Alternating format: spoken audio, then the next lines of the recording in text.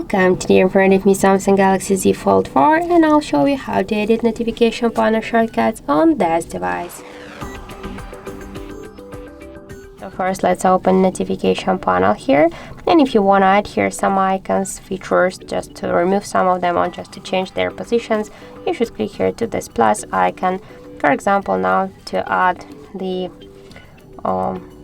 microphone access feature, you should hold and swipe and drag this icon to this down section.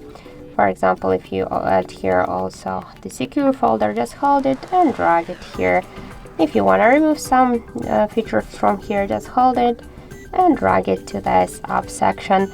And to change just the positions of the icons here, you should by the same way hold it and drag it. As you can see, that's so simple to do. And then just to save all the changes, you should click here to done, and that's it. So thank you for watching, and if you find this video helpful, don't forget to leave a like, comment and to subscribe our channel.